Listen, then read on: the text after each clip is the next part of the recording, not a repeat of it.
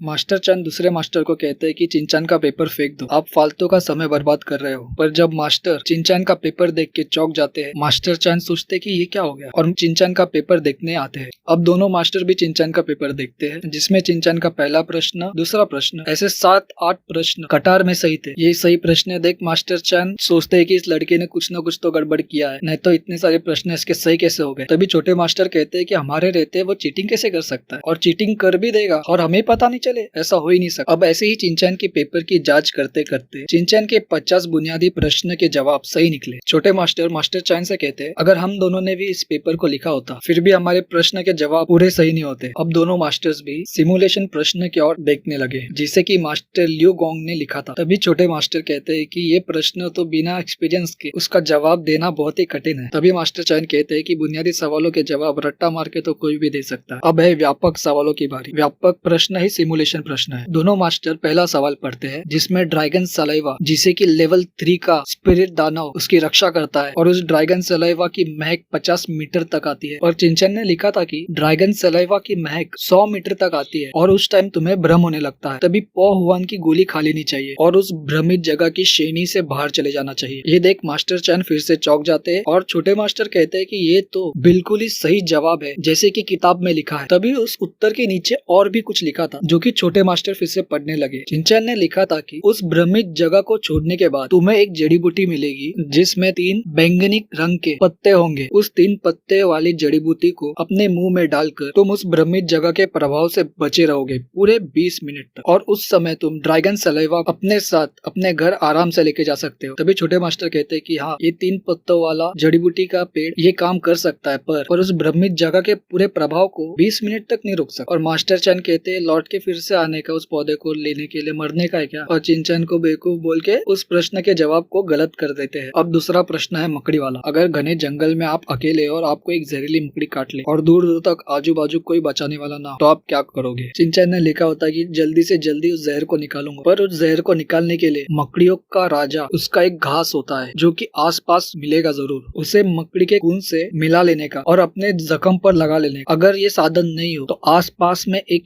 Young पौधा होगा। अब ऐसी मकड़ी को ढूंढो जिसने जाला बना के रखा हो और उस मकड़ी को मार दो। उस मकड़ी का कोर निकाल के उसके अच्छे से टुकड़े कर उसे निगल लो। अब ये उत्तर देख मास्टर चैन बहुत खुश होते हैं और हंसने लगते कि कुछ भी लिखा है चिंचन ने, और उस उत्तर को भी गलत करार दे देते हैं। तभी छोटे मास्टर कहते हैं कि शुरू में तो उत्तर अच्छे थे, पर आगे बढ़ते बढ़ते इसके उत्तर डगमगाने लग गए बहुत। चिंचन को 70 अंक मिले थे, पूरे बुनियादी सवालों के जवाब से मिले, और जो कट ऑफ था वो था 90 अंक। तभी मास्टर चैन कहते हैं कि बुनियादी सवाल तो कोई भी रट्टा मार के दे सकता है, और चिंचन का पेपर नीचे रखने के लिए कहता। परीक्षा का माहौल बहुत गंभीर था। बुजुर्ग व्यक्ति भी बहुत परेशान नजर आ रहे थे, जवान भी बहुत सोच विचार कर रहे थे कि प्रश्न का उत्तर क्या दे। तभी एक व्यक्ति अपने सर पे हाथ रख कहता है कि इस बार तो परीक्षा में बहुत ही कठिन सवाल आए, जिस वजह से मुझे कुछ समझ ही नहीं आ रहा। उसके पीछे बैठा हुआ व्यक्ति तो अपना सर पकड़ लेता है और सोचता है कि मैं आए क्यों इधर। ये तो भगवान से पूछता है कि भगवान मेरी किस्मत इतनी बेकार क्यों है। बुजुर्ग व्यक्ति भी थोड़ा चिंतित नजर आता है, और उनके पीछे जो बुजुर्ग था वो तो भाई सो ही गया होता है, उसे तो कुछ समझ में ही नहीं आता है, तो वो सोचता है कि मैं सो ही जाता हूँ उससे अच्छा। और ऐसे ही परीक्षा का समय समाप्त हो जाता है। अब मास्टर चैन परीक्षा का नतीजा आने तक सबको परीक्षा हॉल के बाहर रुकने के लिए कहते हैं। मास्टर चैन परीक्षा पेपर की जांच कर रहे होते हैं, उनको सारे पेपर बेकार ही मिलते हैं। वो कहते हैं कि इस साल की परीक्षा तो बर्बाद हो गई है, बहुत ही बेकार और बुरे लोग आए थे इस बार परीक्षा। भले ही मास्टर चैन मानते थे कि इस बार इस परीक्षा में बहुत ही कठिन सवाल आए हैं, पर इतने बुरे नतीजे की उम्मीद नहीं थी। मास्टर चैन भी परीक्षा पेपर की जाँच कर रहे होते हैं कि तभी वहाँ मास्टर लियो गोंग आ जाते हैं, और दोनों भी मास्टरों से प्रश्न पूछते हैं कि कितने जन परीक्षा के पहले दौर में सफल हो पाए। तभी छोटे मास्टर कहते हैं, अगर किसी को भी 60 अंक से ज्यादा आ गए तो उसे महान श्रेणी में गिना जाएगा। तभी मास्टर लियान कहते हैं, भले ही मैंने प्रश्न लिखे हो, पर उसके जवाब इतने भी कठिन नहीं थे। उन प्रश्नों को अच्छे से पढ़कर हर कोई फर्स्ट रेट एल्केमिस्ट बन सकता है, और अगर प्रश्न आसान हो तो कोई भी एरा गेरा भी एल्केमिस्ट बन जाए, जिस वजह से हमारे गोलियों की दुकान जो कि पिल पेविलियन है उसका नाम खराब हो जाएगा। इसीलिए हमें सतर्क और ध्यान से चुनना चाहिए कौन एल्केमिस्ट बनेगा और कौन नहीं। तभी मास्टर एक एक कर सबके प्रश्न के उत्तर पढ़ते हैं, पर हर एक प्रश्न के उत्तर एक के बाद एक गलत देख मास्टर भी बहुत क्रोधित हो जाते हैं और कहते हैं कि एल्केमिस्ट में एक गलती और जान का खतरा हो जाता है, और ये लोग इतनी गलती थे। अब मास्टर की नजर चिंचन के पेपर पे पड़ती है, जिसके 70 अंक आए हैं। दूर से ही चिंचन के पेपर को देख मास्टर भाप लेते हैं कि इसने कुछ अच्छा ही लिखा होगा। झट से उस पेपर को उठाकर पढ़ते हैं और चौंक जाते हैं कि सारे बुनियादी सवाल के उत्तर सही है। तभी मास्टर चैन कहते हैं, इस पेपर के प्रश्न का जवाब एक बहुत ही घमंडी लड़के ने लिखा है, जिसके पास सर्टिफिकेट नहीं होके भी परीक्षा हॉल में आ गया परीक्षा परीक्षा देने। मैं तो सोच रहा था उसको लात मार के बाहर निकालूं। और तभी मास्टर चैन कहते हैं कि कोई भी बुनियादी प्रश्नों के जवाब आसानी से रट्टा मार के दे सकता है, पर आप व्यापक सवालों के उत्तरों पे नजर डालो। तभी वो मास्टर उन प्रश्नों पे नजर घुमाता है, जिसे देख मास्टर की आंखें बहुत चौड़ी हो जाती है और मास्टर चौंक जाते हैं। गाइस सब्सक्राइब करो, बहुत सारे जन सब्सक्राइब नहीं कर रहे। सायोनारा।